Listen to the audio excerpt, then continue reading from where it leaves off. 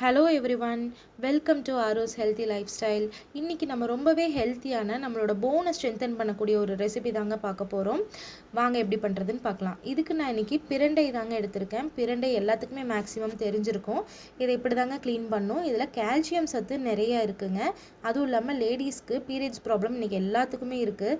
So அந்த periods ப்ராப்ளமை இதை correct பண்ணி கொடுக்குதுங்க.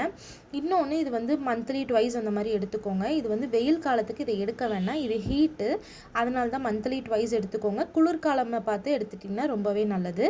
இதுக்கு ஒரு பேனில் கொஞ்சமாக எண்ணெய் ஊற்றிக்கோங்க. எண்ணெய் கொஞ்சம் சூடான உடனே கடலைப்பருப்பு இருந்தால் போட்டுக்கோங்க, உளுந்தம்பருப்பு இருந்தாலும் போட்டுக்கலாம். நான் கடலைப்பருப்பு மட்டும்தாங்க போட்டிருக்கேன்.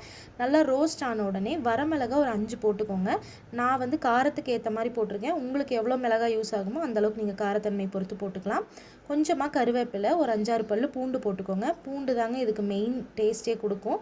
ஒரு 5-6 பல் பூண்டு. நல்லா இது ரோஸ்ட் ஆன உடனே ஒரு கையளவு சின்ன வெங்காயம் ஆட் பண்ணிக்கோங்க. சின்ன வெங்காயம் நல்லா பச்சை மணம் போகிற அளவுக்கு நல்லா தாளிச்சுக்கோங்க. பெரிய வெங்காயமும் இதுக்கு போடணும். கொஞ்சம் அந்த இனிப்பு டேஸ்ட்டுக்காக, காரத்தை மேனேஜ் பண்ணுறதுக்காக நான் பெரிய வெங்காயம் போட்டிருக்கேன். இது நல்லா வணங்கின உடனே ஒரு கையளவு தேங்காய் போட்டுக்கோங்க. தேங்காய் வந்து உங்களுக்கு வேணும்னா போட்டுக்கலாம், இல்லாட்டி நீங்கள் எடுத்துக்கலாம். ஆனால் துவையல் ரெசிப்பிங்க இது, அதனால் இதுக்கு போட்டால் தான் நல்லா இருக்கும்.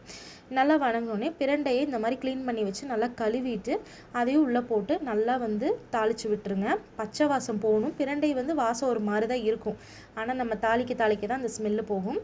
ஒரு 1/4 ஸ்பூன் மஞ்சள் தூள், ஒரு 1/2 ஸ்பூன் சாம்பார் தூள் போட்டிருக்கேன். ஒரே ஒரு உப்பு வந்து தேவையான அளவு நீங்கள் போட்டுக்கோங்க. கொஞ்சமாக புளி எடுத்துக்கோங்க. சின்ன நெல்லிக்காய் சைஸ் புளி போட்டால் போதும். போட்டோடனே இது வணங்கறதுக்கு லோ ஃப்ளேமில் வச்சு நான் க்ளோஸ் பண்ணிட்டேங்க. நல்லா வணங்கணுங்க. பச்சை மணம்லாம் போகணும். போனதுக்கப்புறம் ஆற வச்சுட்டு இதை ஒரு மிக்ஸி ஜாரில் போட்டு நல்லா தேவையான அளவு தண்ணி ஊற்றிக்கோங்க. நல்லா பேஸ்ட்டாக அரைச்சிடுங்க. ஓரளவுக்கு கொரகொரப்பாக இருந்தால் தான் நல்லா இருக்கும். ரொம்ப ஃபைன் பேஸ்ட்டாக இருக்கக்கூடாதுங்க. இது நல்லா பார்த்துட்டு எனக்கு கொஞ்சம் இதாக இருக்கிற மாதிரி இருந்தது, கெட்டியாக இருக்கிற மாதிரி இருந்தால் கொஞ்சம் தண்ணி ஊற்றிக்கிட்டேன். மறுபடியும் இன்னொரு டைம் அரைச்சி எடுத்து ஒரு பவுலில் போட்டுட்டு கொஞ்சமாக தேங்காய் எண்ணெய் ஊற்றிக்கிட்டேங்க. காரத்தை மேனேஜ் பண்ணுறக்காக தேங்காய் எண்ணெய் ரொம்பவே டேஸ்ட்டாக இருக்கும். அதனால் கொஞ்சம் எப்போவுமே தேங்காய் எண்ணெய் ஊற்றிக்கோங்க. இது வந்து ரொம்பவே ஹெல்த்தியான ரெசிபிங்க. உங்கள் வீட்டில் குழந்தைங்க, பெரியவங்க, ஏன்னா பெரியவங்களுக்கு தான் எலும்பு தேய்மானம் வரும், எல்லாருமே சாப்பிட்லாம். ட்ரை பண்ணி பார்த்துட்டு எப்படி இருக்குன்னு சொல்லுங்கள். Thank you so much.